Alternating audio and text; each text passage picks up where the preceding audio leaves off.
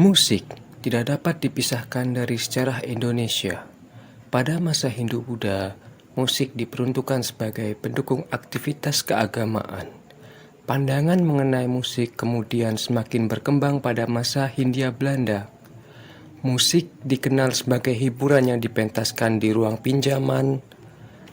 Menurut Agung Wibowo dalam buku berjudul Bergaya di Masa Sulit, Gaya Hidup Masyarakat Eropa di Batavia Masa Depresi Ekonomi tahun 1930-1939 menyebutkan bahwa di Batavia sering digelar pertunjukan musik pada tahun 1930-an.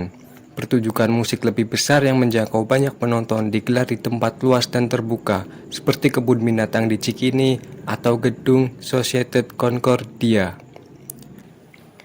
Genre musik pada saat itu yang dipentaskan meliputi musik keroncong, jazz, dan klasik, dan juga mulai masuk alat-alat musik modern seperti biola, harpa, dan cello. Diterimanya musik dari luar menandakan sikap terbuka masyarakat Bumi Putra yang dapat dikategorikan kosmopolit, terutama di kota-kota besar. Hal itu terus melekat hingga dewasa ini. Kosmopolitan mengandung arti terdapatnya berbagai gabungan dan perlintasan budaya. Sedangkan menurut Ari Wibowo, kosmopolitan tidak hanya memberi pengaruh global terhadap gaya hidup atau interaksi sosial, melainkan juga terhadap perkembangan ideologi dan pemikiran. Pada tahun 1980-an, muncul fenomena baru dalam dunia musik di Inggris, yakni dikenalnya istilah indie.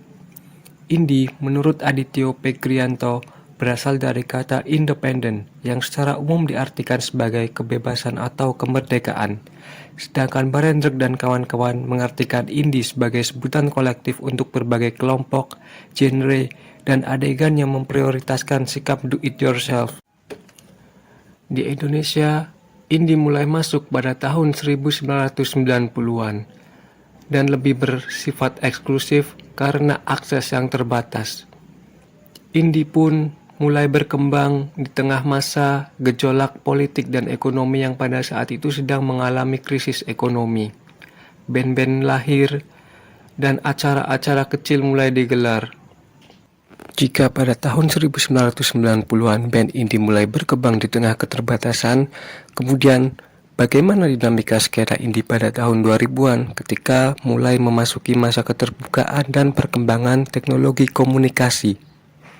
Untuk menjawab pertanyaan ini, digunakan metode sejarah yang terdiri dari 4 tahap, yakni heuristik, kritik sumber, interpretasi, dan historiografi. Anak muda pada saat itu dapat mengakses musik-musik indie yang tidak rilis di Indonesia dengan cara membawa atau memperoleh rilisan fisik dari luar negeri yang dibawa ke Indonesia.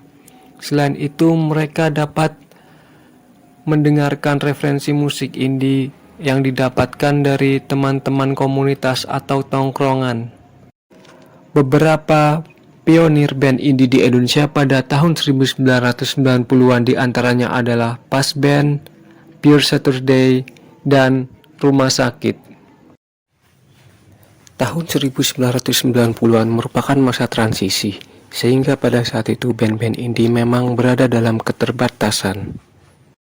Pada tahun 2000-an muncul band-band indie baru, di antaranya The Brandals, Seringai, The Sigit, dan masih banyak band indie lainnya. Namun meski muncul band-band indie baru, band indie yang lahir pada tahun 90-an masih eksis. Pada tahun 2000-an mulai banyak berbunculan ruang-ruang untuk berekspresi band indie. Di antaranya adalah Blues Bar Cafe di Jakarta dan bar kecil lainnya di kota-kota besar di Indonesia. Di sisi lain, kemunculan band-band indie baru pada tahun 2000-an didukung pula oleh munculnya label-label indie. Band-band indie pada tahun 2000-an dapat dibilang cukup produktif, melahirkan album-album baik yang dikeluarkan sendiri maupun secara kolektif dalam bentuk album kompilasi. Berkembangnya band indie atau skena indie pada tahun 2000-an didukung dengan fasilitas komunikasi yang mulai memadai. Teknologi komunikasi seperti MySpace pada saat itu sangat dimanfaatkan. Pada tahun 2000 hingga 2008 tercatat beberapa band indie asal Indonesia pernah menggelar konser di luar negeri. Di antaranya adalah Mocha pada tahun 2006 di Singapura dan Malaysia. Kemudian The Sigit pada tahun 2007 yang menggelar tur atau konser di Australia. Meskipun mereka menggelar konser di luar negeri ataupun pertunjukan di luar negeri, akan tetapi identitas keindonesiaan tetap mereka bawa. Dari apa yang ditujukan oleh band-band indie dalam rentang tahun 2000 hingga 2008 menunjukkan bahwa sikap mereka cenderung terbuka terhadap dunia luar, dan masuknya beragam genre yang dimainkan juga menandakan bahwa mereka cenderung kosmopolitan.